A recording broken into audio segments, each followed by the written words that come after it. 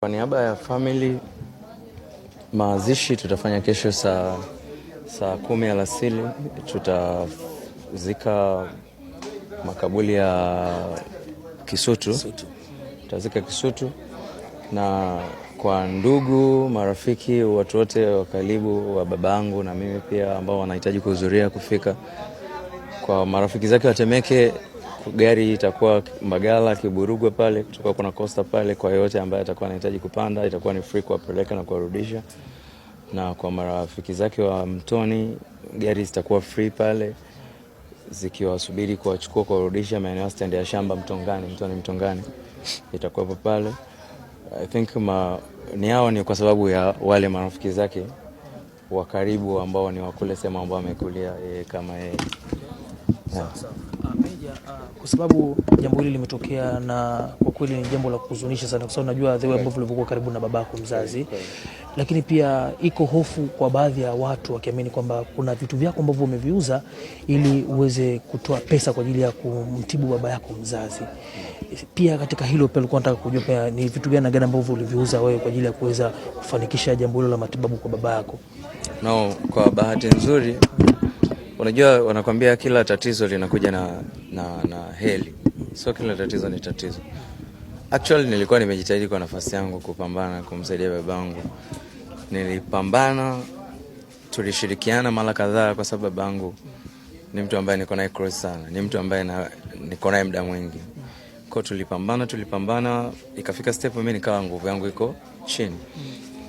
Na mimi sio mtu wa kusema kupigia sana simu, huwezi kupigia simu wakati bado una mali. Inatakiwa uishiwe ili tuje tukusaidie. Kwa mimi nilijaribu kutafuta nilichokuwa nacho nikiuze ili niweze kumsaidia babangu aendelee kupumua tena.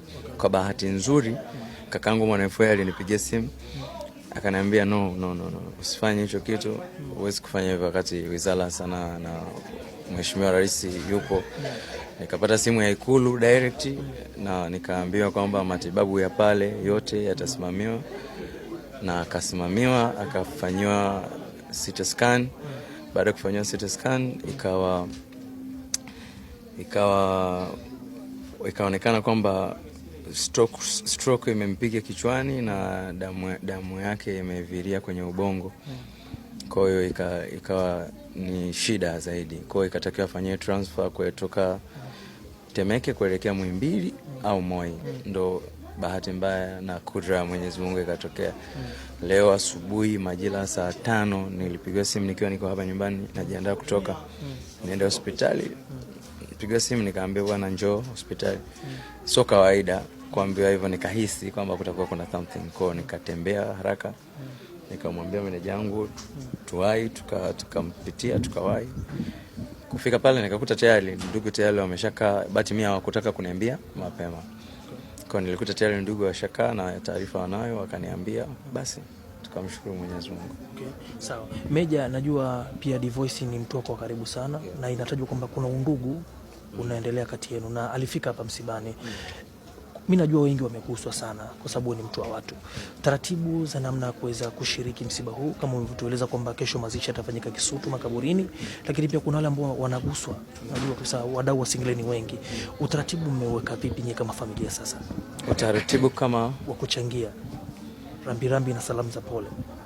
Utaratibu kwa marafiki zangu, kuna groups ambayo zipo, meneja wangu anaona hicho kitu. Kwa watu ambao tunawafahamu wa karibu iko wanachangia na wengi wanaendelea. Kama kakangu Mwanaifwe wa kwanza kachangia tena, imagine ametoka kunisaidia na bado kachangia tena.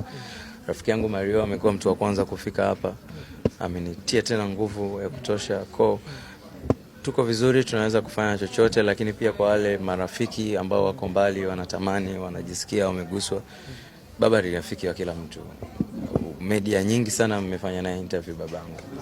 Kwa ni rafiki wa watu wote. Siwezi kumdoubt, siwezi kumlimit. Kila mtu anajisikia ana raha au nafsi yake inatamani kufanya kitu chochote kwa niaba ya babangu, anaweza akaja msibani kesho, atakutana na taratibu hapa za uchangiaji, atazikuta kama ataguswa, atataka kuchangia chochote, anakaribishwa. Lakini pia kwa mtu ambaye atataka kutumia simu, kutuma na nini, meneja wangu anahost hivyo vitu kwenye magroups na nini, wanafanya hivyo vitu kwa anaweza kaingia tu pale kwenye bio yangu, kuna namba ya meneja wangu, kama unataka chochote unataka kumpigia. Yeah. Okay, Meja, labda kwa mtu ambaye anatazama hapa angetaka kufahamu kwamba msiba umeuweka hapa unapoishi Mbezi, labda ulikuwa unaishi na baba hapa? No, babangu mimi anaishi Temeke. Okay. Na Temeke anapoishi ni kwa bibi yangu. Kwa bahati mbaya nimekuwa I'm happy kwa sababu unajua Mwenyezi Mungu ndiye anapanga. Sisi Waislamu tunasema Mungu ndiye anapanga. Tunajifunzaga kukubali.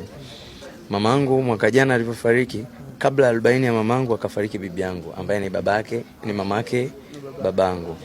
Kwa nikapata misiba miwili ndani ya mpigo. Kwa hiyo pia imechangia mzee kumpa stroke. Na sehemu ambayo alikuwa anaishi babangu kwa hichi kipindi ni kwa mama yake.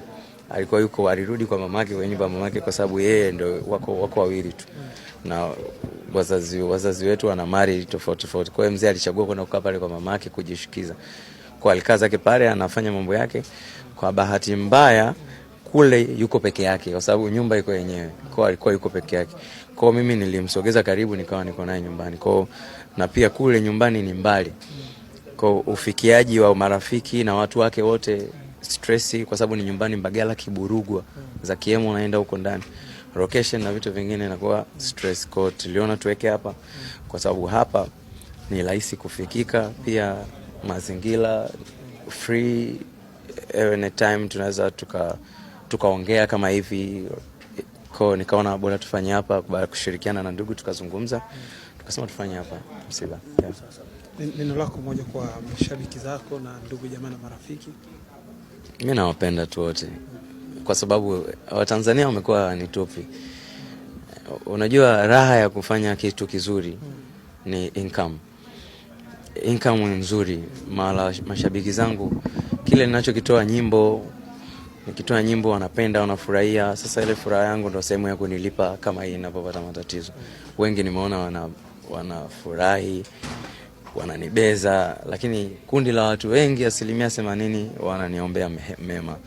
Kwa mimi nawashukuru wote kwa mchango wao, kwa maoni yao. Wengine wamenipa mawazo, wengine wamenishauri, wengine wamenipa pole. Mashabiki zangu wamenitumia message DM, wengine WhatsApp, wengine wananipigia simu. Kila mtu ana namna yake ya kunipa pole, lakini nawashukuru wote kwa hiki mlichonisupport. Kwa bahati mbaya sina mama wala baba, nao nimepoteza vitu vyote. Sina bibi, sina babu. Babu yangu ni mtu wa kwanza kufariki, alifariki zamani sana. Nikaja nikapoteza mama, akapotea bibi mzaa baba.